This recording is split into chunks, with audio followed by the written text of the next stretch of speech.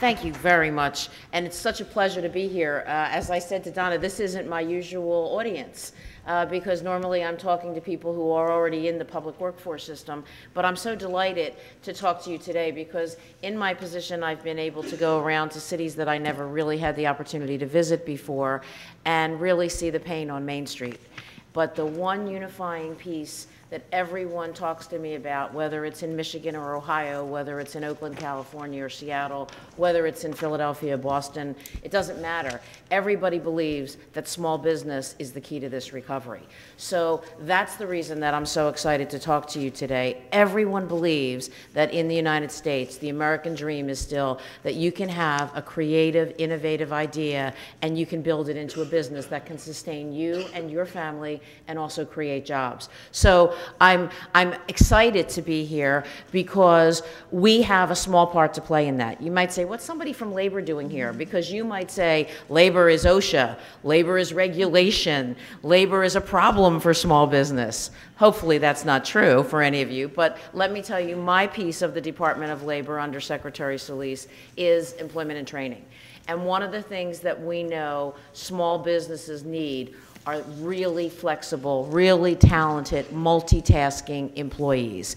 You don't need somebody who fits one limited, slender job description. You need somebody who can be your right hand when you're not there, and you need somebody who can grow with you and your business. So the public workforce system established over 3,000 one-stop career centers across this country, and they have a dual mission to customers, job seekers and employers. And I would have to say to you that since 1998, when the legislation was passed, I have reams of examples of how we have worked with job seekers. Thousands of pages of wonderful guidance letters that went out, and when I stack that up on a table next to the guidance letters that have gone out to assist our business clients, it's really disappointing. So one of the first things we did is reach out to SBA and to Commerce and say, how do we bring the services that business need to the one-stop so that a small business who might not belong to a trade association, who might not yet have enough money to travel to Washington, to conferences, how can we bring that information to them? And I'm delighted to say that SBA was very interested in moving along several things, which I hope we'll be able to announce this summer. One is the entrepreneurship training. SBA offers world-class entrepreneurship training, and we have no way right now to get that to the people who are displaced workers who might be really want to be sitting at a table with you and figuring out how to start their own business. But let me talk a little, so entrepreneurship is one piece, but let me talk about the ways that we can help small businesses get the kinds of employees they need. Our one-stops all over the country are led by business boards. 51% of the board has to be business. And in many cases, small businesses are not well represented on those boards.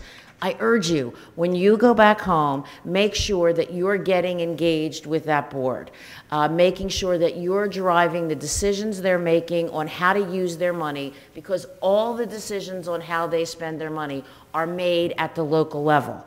How they train people, what they train them in, how they place them, all those decisions are made at the local level. If the only people representing business on those boards are the large businesses in that area or certain sectors in that area, that's going to mean that new businesses in other sectors don't get the opportunity to share in the opportunities that the one-stop can offer. So I hope that that's one way, getting involved with the board and getting involved with the director of that one-stop, that you can kind of make sure that your needs are heard, especially as you grow in that community. The second piece that I would strongly encourage you to do is get a look at what the services are that we offer. Everyone understands that someone comes into a one-stop and says, I want to be a, fill in the blank, and then they get referred to appropriate training.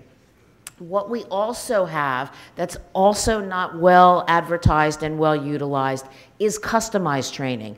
That means that as your small business begins to grow, you decide, oh my goodness, I really need to get these skills in my current employees. I need to make sure that my current employees can expand as my business is expanding.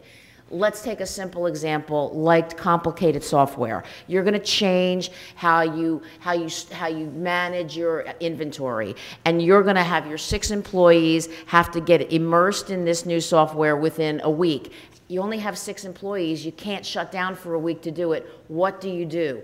That One Stop can provide you the customized training for your current employees so that they can maintain their jobs.